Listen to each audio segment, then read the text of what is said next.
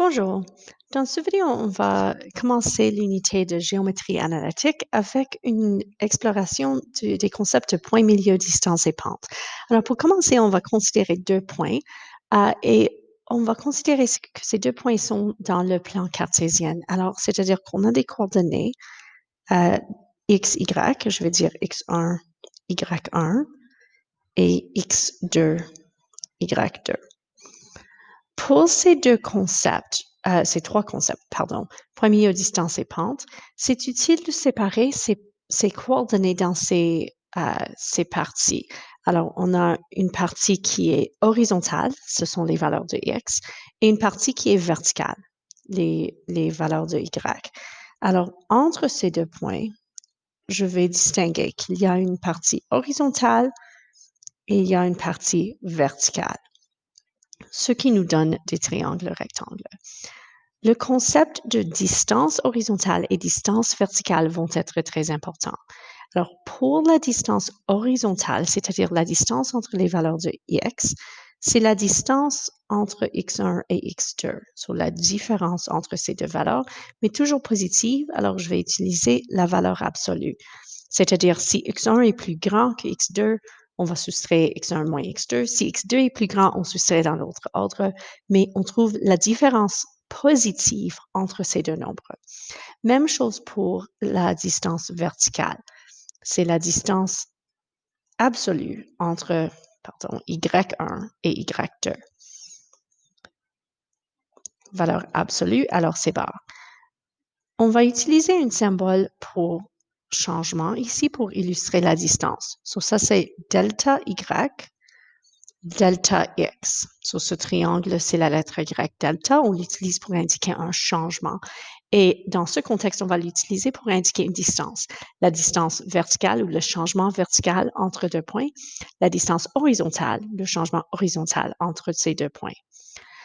C'est avec ces concepts qu'on peut déterminer essentiellement c'est quoi le point milieu, c'est quoi la distance et c'est quoi une pente. So, distance, c'est le plus simple ici.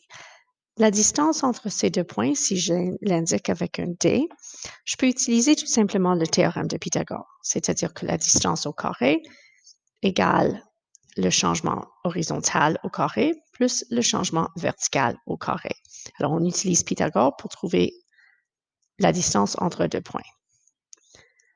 Pour le point milieu étant le point logiquement au milieu de ces deux points, on va utiliser essentiellement la moyenne horizontale, so x1 plus x2 divisé par 2, et la moyenne verticale. So, la moyenne des deux parties de chaque coordonnée. Moyenne horizontale, moyenne verticale, ça c'est le point milieu. Et pour la pente est définie comme le changement vertical divisé par un changement horizontal. C'est un taux essentiellement. Combien de places verticales est-ce qu'on va se déplacer pour chaque déplacement horizontal? Alors, ça, c'est la définition de pente. On utilise la lettre M pour représenter la pente. Je ne suis pas certaine pourquoi. Mais c'est le changement vertical divisé par le changement horizontal. Par définition, ça nous donne une idée essentiellement, est-ce que c'est une ligne qui est plutôt plate ou est-ce que c'est tellement raide, etc. Ça, c'est la pente. On va explorer un petit peu plus en détail avec quelques exemples. Alors, disons que j'ai deux points ici. Je veux trouver la distance entre ces deux points et je veux trouver le point milieu du segment qui relie ces points. Je vais aussi donner la pente entre les deux segments. Alors, la distance, pour tout ça, j'ai besoin de delta x et delta y. Ça, c'est pour la pente et ça, c'est pour la distance. Delta x, c'est la distance entre les deux valeurs de x, c'est-à-dire entre moins 3 et 10. So, je me demande la question, pour me déplacer de moins 3 à 10, quel est le changement qui a lieu? Et c'est une augmentation de 13 unités. Alors, delta x égale 13. Pour delta y, je regarde le changement dans les valeurs de y. So, pour aller de 5 à moins 8, quel est le changement? Et dans ce cas, c'est une décroissance de 13. Alors, delta y égale négatif 13. Donc, la distance au carré, c'est 13 au carré plus négatif 13 au carré. Ou bien 2 fois 169. Donc, la distance égale la racine carrée de ceci. Notez que je ne fais pas la multiplication parce que si je veux la distance exacte, c'est 13 fois la racine carrée de 2. J'ai besoin seulement de la racine carrée positive dans ce cas parce qu'il s'agit d'une distance. Alors, je n'ai pas besoin de mettre le plus ou moins ici parce que la distance est toujours positive. Ça, c'est si je veux la valeur exacte. Si je ne voulais pas la valeur exacte, je pourrais multiplier 2 fois 169. J'obtiendrai à cette étape 338. Et donc, la racine carrée de 338. So, si je veux une valeur approximative, je peux tout simplement trouver qui est à peu près 18,4, disons.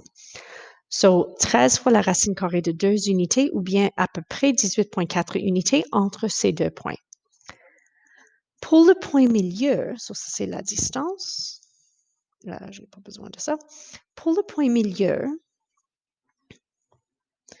j'utilise la valeur moyenne des coordonnées de x et la valeur moyenne des coordonnées de y. C'est-à-dire, négatif 3 plus 10 divisé par 2 pour trouver la moyenne ici, et 5 plus négatif 8, ou bien 5 moins 8, divisé par 2 pour trouver la valeur de y. Donc, les coordonnées de nos points milieu, c'est 7 sur 2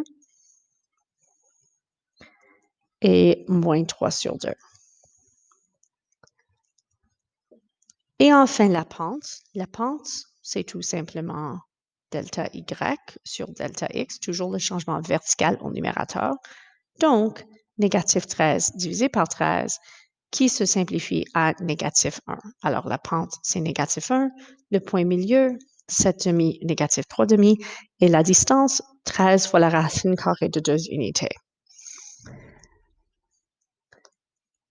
Maintenant, considérons une question de collinéarité. So, collinéaire veut dire que ces points sont tous sur une seule ligne, une seule droite. Pour que ceci soit vrai, considérons une petite esquisse de ces points. So, on a le point 1, 3, par exemple, à peu près ici, 5, 5, 13, 9. So, j'ai ces 3 points. Est-ce que je suis capable de dessiner une seule ligne qui touche ces 3 points? Ça, c'est ce qu'on demande. Pour que ceci soit vrai, que ces 3 points soient collinéaires, essentiellement la définition d'une ligne, c'est qu'il y a une pente constante, qu'il n'y a pas de changement dans la direction, la pente de la ligne. Alors, ce que je vais voir, c'est quoi la pente, disons que ça c'est A, B et C. C'est quoi la pente de AB? C'est quoi la pente de BC? Si ces deux ont la même pente, ces 3 points sont collinéaires. Je peux aussi vérifier la pente de AC. Il n'est pas nécessaire de vérifier tous les 3, mais tous les 3 doivent être les mêmes. Si 2 des 3 sont les mêmes, le troisième va aussi être le même. Alors, dans ce cas, je vais regarder tous les 3, juste pour être certaine. So, la pente, c'est le changement vertical divisé par le changement horizontal. So, pour AB, le changement vertical, c'est-à-dire de 3 à 5. De 3 à 5, on a une augmentation de 2, donc le changement vertical, c'est 2. Pour le changement horizontal, on a le changement de 1 à 5. Donc, 1 à 5. C'est donc un changement horizontal de 4, une augmentation de 4. Donc, la pente, quand je simplifie, 1 sur 2. Maintenant, si je considère BC, BAC, augmentation de 5 à 9 pour les valeurs verticales. So, Y, c'est 5 à 9, c'est une augmentation de 4. Pour les valeurs horizontales, c'est une augmentation de 5 à 13, alors une augmentation de 8 unités. Et notre pente est encore 1 sur 2. Le moment que j'ai vérifié ces deux, je sais maintenant que oui, ces points sont collinéaires. Mais juste pour pratiquer essentiellement et aussi pour illustrer le fait que ça va être le même pour AC. Pour le point A, c'est une valeur de Y de 3, C c'est 9, alors c'est une augmentation de 6 unités. Et de 1 à 13, c'est une augmentation de 12 unités dans l'horizontale, alors une pente de 1 sur 2. Les pentes sont tous les mêmes car les points sont collinéaires. Ça, c'est la définition essentiellement d'une ligne. On a une ligne, on a une droite. Si la pente est toujours constante, peu importe les points choisis. On peut choisir n'importe quel deux points sur la pente et sur la droite, et la pente entre ces deux points, c'est la pente de la droite.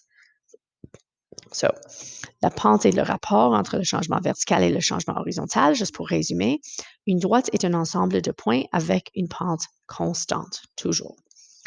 So, si la pente d'une droite est positive, la droite est croissante. Alors, par exemple, dans ce cas, entre ces deux points, delta y, de 2 à moins 5, c'est une décroissance de 7, alors on a négatif 7.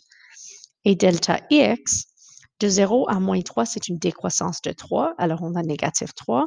Donc, la pente égale négatif 7 sur négatif 3, ou bien 7 tiers. Graphiquement, c'est une pente positive. Graphiquement, ce que je vois, c'est 0, 2 et moins 3, moins 5. La droite est croissante de gauche à droite. Par contre, si j'ai une pente négative, la droite va être décroissante. Alors, dans ce cas, delta y, c'est le changement de 0 à moins 2, c'est donc négatif 2 parce que c'est une décroissance de 2. Delta x, c'est le changement de négatif 8 à négatif 2. Ça, c'est une croissance de 6. Alors, delta x égale positif 6.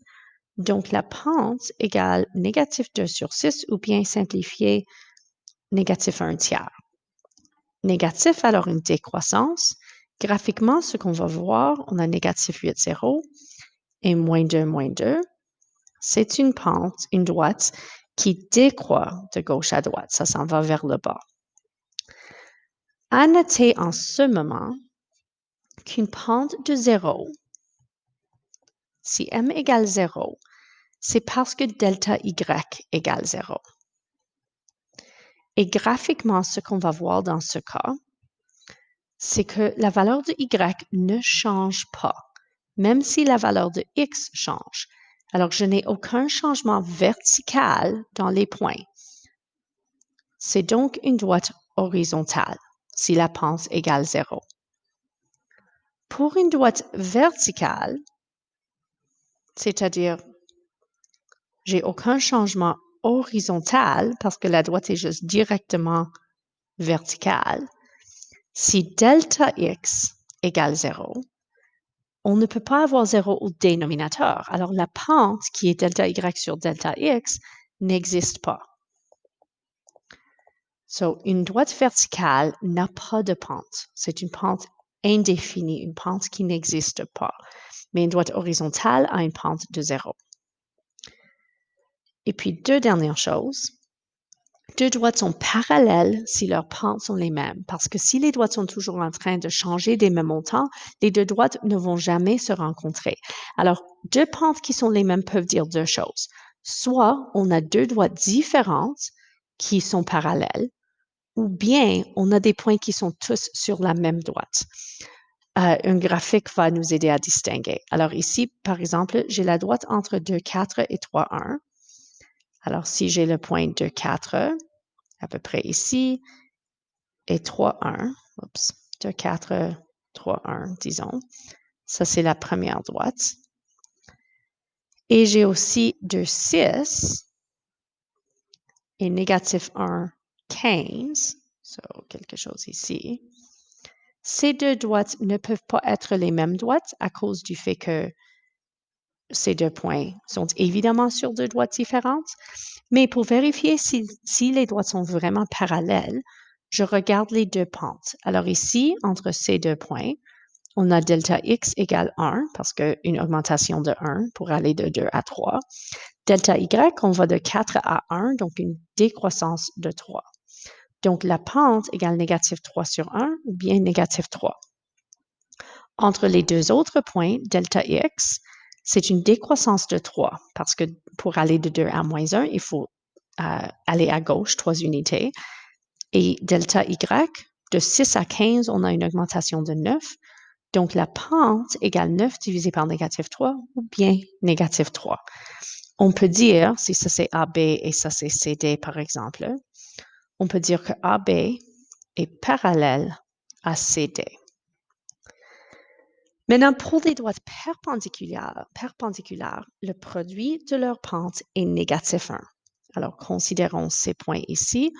On a 5, -2, so à peu près ici. 1, 1. So, ça, c'est la première droite. Et puis, on a 5, -2, alors le même point. Et 8, 2, alors quelque chose comme ça. Je me demande si l'angle entre ces deux droites est perpendiculaire ou non. Pour vérifier, je regarde les pentes. Alors, entre ces deux points, delta x égale -4, delta y égale 3.